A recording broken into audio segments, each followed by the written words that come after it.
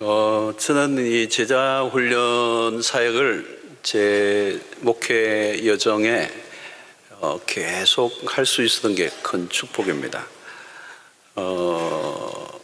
성경에 나와 있는 얘기니까 제자 훈련을 해야 된다는 게 뭐 당연한데, 한 목회자로서 그것이 목회 철학으로 연결되는 것은 쉽지가 않습니다. 이 철학으로 되는 것은 어떤 것과 타협하지 않고 그 일을 끝까지 하겠다는 이제 굳은 확신과 결의가 있어야 어떤 어려움이 있어도 그 일을 이제 계속하게 돼. 했다가 안 했다가 하나의 프로그램으로 가져와서 교회 성장학적인 관점에서 교인들을 돌보고 관리하고 성장시키는 하나의 도구마로 방법론으로 가져오면, 더 좋은 방법이 있으면 또 이걸 팽개칠 수도 있잖아요. 근데 이제 목회에 있어서 제자 훈련은 저에게 철학이 되었고, 그게 참 저는 감사하게 생각합니다. 교육 전도자 처음 맡았을 때부터 이제 꼬마들을 말씀을 가지고 훈련시켰던 그 기억이 납니다. 그리고 여전히 꾸준히 하고, 또 시드니 가서도 이민 땅에서 이 훈련은 힘들다는 얘기가 정설이었습니다. 이민 생활이 너무 힘든데, 이 빡신 속이 빡시다 그러잖아요. 훈련을 시키는데 과제물도 있고 이게 쉽지가 않거든요. 일주일 빠듯하게 이 과제도 하고 따라와야 이제 가능하기 때문에. 근데 이민교회에서 다 그게 다 포기했어요. 안 되고 힘들고 안 된다는 정설이었는데, 그러나 감사하게도 올 때까지 계속 이 훈련을 멈추지 않고 할 수가 있었습니다. 제가 안식년에 미국에서 1년을 보낼 수 있었던 큰 쉽지 않은 공백을 가능하게 했던 것도 역시 훈련받은 평신도들이 다 교회를 지키고 세워가고 있었기 때문에 참 아무도 엄두내기 어려운 그 경험을 저도 했습니다. 당신은 제자인가? 라는 이 질문은 계속 우리가 믿음 생활을 하는 동안에 놓치지 말아야 될 질문입니다. 당신이 집사냐, 장로냐, 목사냐, 그것이 아니고, 그 타이틀은 변할 수도 있습니다. 요즘 목사도 목사 안 할 수도 있고. 그런데 그리스도의 제자인가라고는 이 질문은 계속 물어야 되는 겁니다. 내가 누구를 따르는가? 이 제자란 그리스도를 따르는 사람이라는 거죠. 따른다라고는 의미는, 여기서 따른다는 말은 전심을 다하여 그분만을 따른다는 얘기입니다. 내가 누구를 따르기도 하고 또 누구를 따르기도 하고, 그 따르는 어떤 대상이 늘 바뀌면 그건 제자라고 얘기할 수가 없습니다.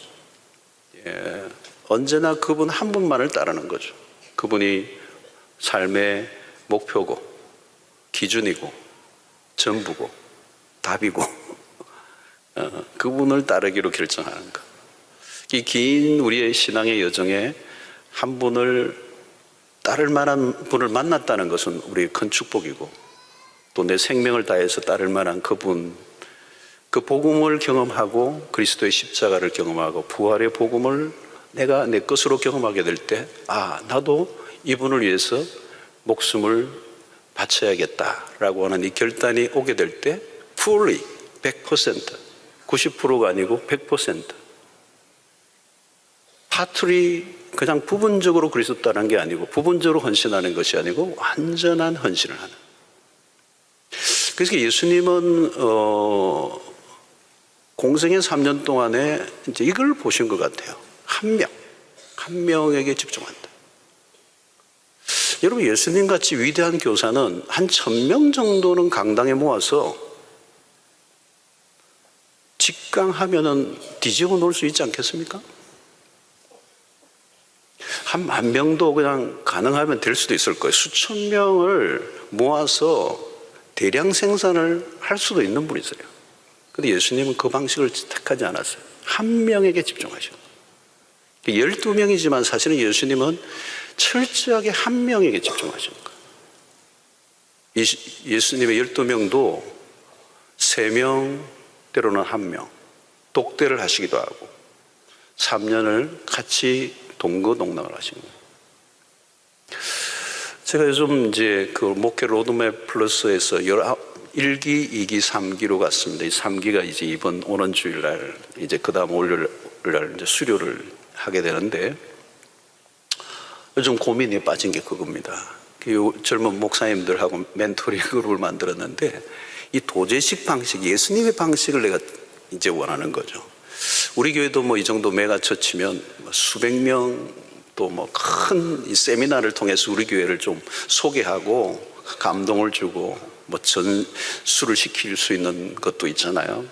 근데 저는 그 로드맵 사역을 하면서 소수를 해야 된다는 예수님의 말씀의 방식을 접근하고, 그래서 1기가 17명 또 뭐 이런 수준으로 했다가 3기 때 너무 지원자가 많아서 놓치기 싫어서 19명을 했어요. 근데 이제 지금 제 마음은 뭐냐면 3기는 12명을 해야 되겠다. 19명만 돼도요, 같이 식사를 다 못해요. 대화를 하는데 다 따로따로 해요.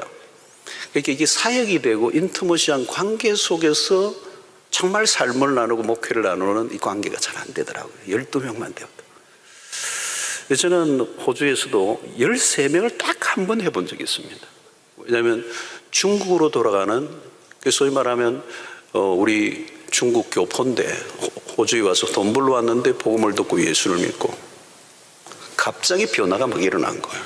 굉장히 빠른 속도로 변화가 일어나서 이분은 지금 곧 중국에 들어가야 되는데, 들어가면 선교사가 될 사람인데 정해져 있는데 지금 받아야 된다는 거예요. 그게 다 정해져 있는데 너무 이 중국에 가는 이 특별한 거예요. 13명을 한번 해봤어요. 예수님이 맞아요. 12명이 진짜 한 명 더 들어오는데요, 어마어마한 에너지가 들어가고요. 너무너무 힘든 한 해였습니다. 결국은 한 사람에게 집중하는 거. 예수님은 군중을 원하지 않으셨어요. 군중에 현혹되지도 않았어요. 사람을 많이 모으려고 하면 얼마든지 모을 수도 있으신 분이죠. 절대 현혹되지 않고 소수에게 집중했다는 거예요. 그리고 예수님은 당신을 따르는 팬을 원하지 않았다는 거예요. 이 카이들만이 지은 팬인가 나로 팬이라고 하는 책이 있잖아요. 팬들은 막 열광하죠. 그러나 자기의 조건과 상황이 좋지 않으면 언제든지 또 다른 아이돌을 따라갈 가능성이 있는 사람. 열정은 있지만 정말 진정한 그리스도의 제자의 삶을 살지 않는 수많은 오늘날의 팬들이 있다는 거죠. 열광하고 한때는 열심히 하는 것 같지만 나중에 보면 다 사라져버리는 군중이죠. 예수님은 철저하게 한 사람이에요. 한 사람이 100% 헌신한 한 사람이 99% 헌신한 100명보다 훨씬 더 나아요. 예수에게 완전히 미친 사람 한 사람. 저도 사역을 해보니까요, 사람이 많다고 되는 게 아니더라고요. 진짜 일을 끝내주는 한 사람이면 100명, 200명보다 훨씬 더. 정말 예수에 미친 한 사람이면요, 도시를 진짜 바꾸는 거예요. 한 공동체를 바꾸고요. 저는 뉴욕의 D.L. 무디의 그 센터를 가보고, 한 사람, 정말 공부도 별로 변변치 않고 설교를 하면 문법도 맞지도 않고, 근데 하나님의 사람에 사로잡혀 사니까, 한 사람이 예수에 미치니까 미국뿐만 아니죠, 유럽까지 영향을 미쳤죠.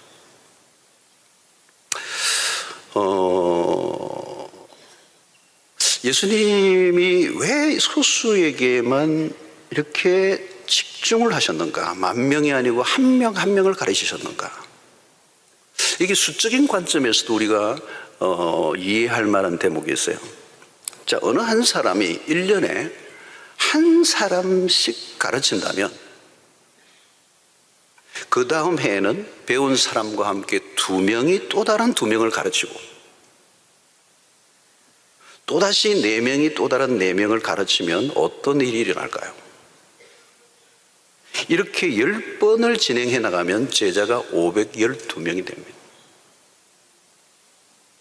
그리고 20번을 진행해 가면 52만 4,288명이 됩니다. 30번을 진행해 나가면 5억 3,687만 92명 뭐 이렇게 돼요. 34명만 진행되면 이 방식으로 진행되면 전 인류가 예수의 제자가 될 수 있어요. 그러니까 예수님의 방식대로만 하면 사실은 인류는 얼마 만에 다 복음화 될 수 있어요.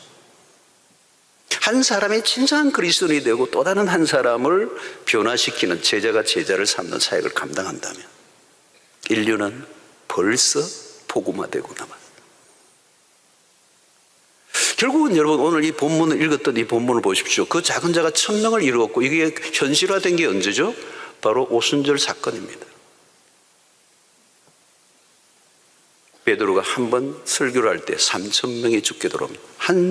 그 작은 자가 그 작은 물고기를 잡던 디베랴 바닷가에 그 한 어부 그 촌부가 성령이 임하시고 그리스도의 제자로 훈련을 받고 성령이 임하시니까 그 작은 자가 어떻게 해요? 3,000명을 이루었고. 여러분 이것은 그냥 허황된 얘기가 아닙니다. 성경에서 일어났던 얘기죠. 오늘 여러분 우리가 훈련을 받는다는 것은 그리스도의 제자로 단순히 공생의 복음서의 제자가 아니고 복음서를 넘어서 사도행전의 제자로 오순절의 성령 사건이 우리 안에 일어나고 성령이 임하시면 여러분 성경의 원리는요 그냥 더하기가 아니에요. 성법 번식이에요. 이게 막 굴러가는 거예요. 그래서 성경이 여러분 주로 얘기하는 게 30배, 60배, 100배 이런 얘기 하잖아요. 막 튀는 거죠. 막 튀는 거죠. 나중에는 어느 시점이 되면 상상할 수 없는 일이 우리의 삶에 일어난다는 거예요. 자, 오늘 이 작은 자가 1000을 이루겠고라고 하는 이 부분은 예수님이 보셨던 그 환상이 그대로예요. 마태복음 28장 19절에 그러므로 너희는 가서 모든 민족을 제자를 삼아. 생산적 그리스도예요. 그 예수님은 마지막 지상명령 성천하시기 직전에 세상을 향하여 제자들을 향하여 주셨단 말씀이에요. 마지막 유언으로 대사명으로 주신 이 그레이트 미션이 뭡니까? 바로 모든 민족을 제자 삼아라. 우리가 여러분들 잘 아시겠지만 이 마태복음 28장 19절 20절에 주동사, 동사가 많이 있지만 핵심적 주동사는 딱 하나예요. Making disciple라는 거예요. 제자를 삼아라. 다른 거는 다 보조동사예요. 그러니까 우리의 메인, 그리스도인이 메인으로 살아야 될 게 뭐냐? 제자를 삼는 거. 누가 제자를 삼는 겁니까? 제자가 되면 제자를 만드는 거예요. 여러분 우리 일평생 사역 동안에 우리의 삶의 포커스가 이게 주님의 교회를 세우는 것은 뭐냐? 물론 교회 청소도 하고 안내도 하고 성가대도 하고 많은 걸 하는 걸 주님의 교회를 세우는 것이지만 정말 메인은 뭐냐? 우리의 메인 성가대원이 될지라도 그 성가대 안에서 다른 사람을 그리스도의 제자로 만드는 이 사역이 일어나지 않으면 보조적 사역이에요.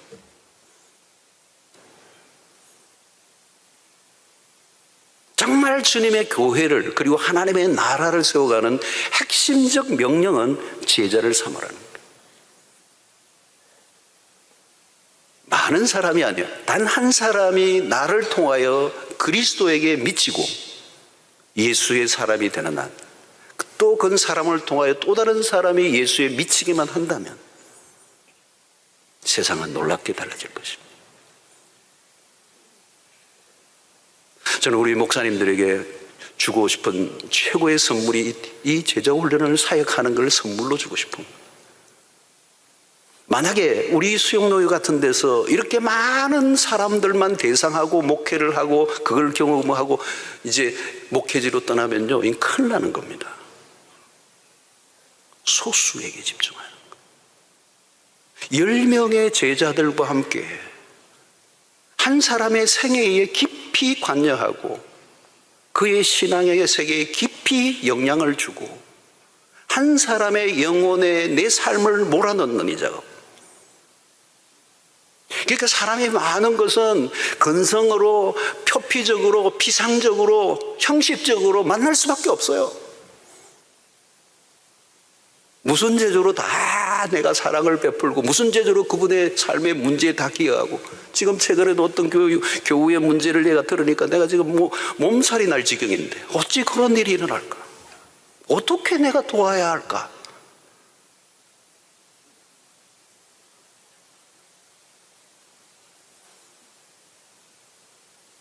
우리 목사님들이 제자 훈련을 못 배우고요, 떠나면요 큰일 나요. 그리고 제자 훈련도 제대로 된 제자 훈련, 정말 한 영혼을 끌어안고 섬기고 사랑하고 인내하고 도전하고 자극을 주고 말씀을 깨닫게 하고 살도록 만들고 가르쳐 지키게 하고 같이 몸부림을 치고. 제자훈련 프로그램이 아니에요. 이게 프로그램이 아니에요. 우리 수영로 교회 다니려고 하니까 한번 거쳐야지, 그게 절대 아니에요. 그러려고 하면요 사실 다른 거 해야 돼요. 생산적이지 않아요. 세상적인 방식으로 답이 안 나오는 거거든요. 요한복음 15장 8절에 이 놀라운 말이 있습니다. 너희가 열매를 많이 맺으면 내 아버지께 영광을 받을 것이요 너희도 내 제자가 되리라. 너희가 열매를 많이 맺으면, 이 열매는 뭘까요, 여러분? 예수님의 관심은 사람이에요. 영혼이에요.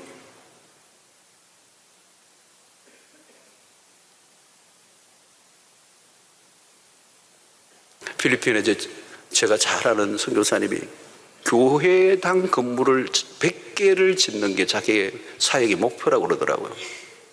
그 얘기 듣고 제가 지원 안 하기로 결정을 내렸어요. 건물 100개를 세우는 게 목표라는 거예요. 건물 아무 소용없어요. 예수의 제자를 세우면 건물은 저절로 세워지게 돼요.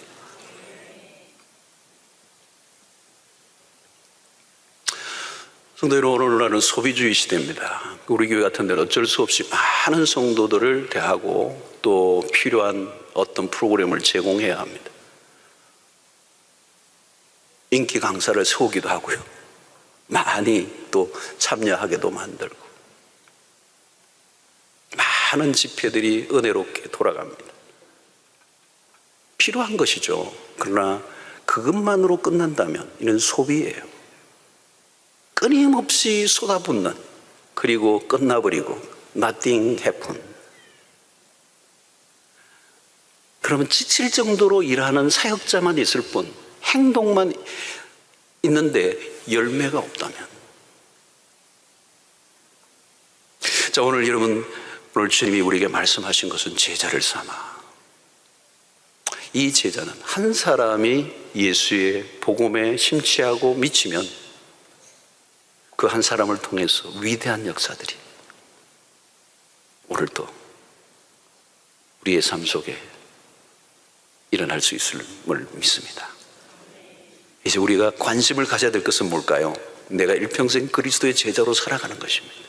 제자로 살아간다는 건 뭘까요? 그리스도를 따르는 것이고, 그리스도를 따른다는 말은 그분을 바라보고 그분의 삶이 나의 모든 것이 되어야 합니다. 힘든 길이죠. 그러나 그것은 내가 선택하는 것이고, 그 좁은 길이 내 삶의 가장 영광스러운 일이기 때문에. 오늘 이제 훈련을 받으시고 수료하시는 여러분들, 이제 교회를 바라보는 관점이 달라지게 되기를 바라고요, 우리의 신앙의 관점과 초점이 달라지게 되기를 바라고요.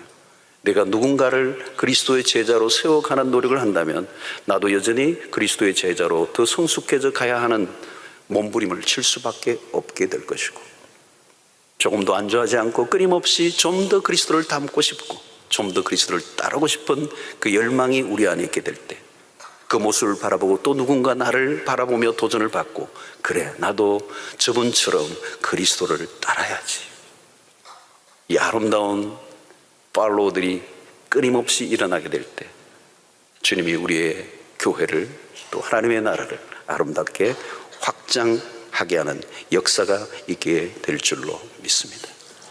제자는 제자를 낳습니다. 나는 제자인가? 일평생 이 질문에 답을 하고 살아갈 수 있게 되기를 주의 이름으로 축원합니다. 기도하겠습니다. 하나님, 오늘도 우리에게 수료한 모든 분들에게 예수의 길을 따르는 결단을 하게 하시고 예수의 제자로 또 다른 사람을 예수의 제자로 삼는 일에 우리의 삶을 드리게 하여 주시옵소서. 예수님 이름으로 기도하옵나이다. 아멘.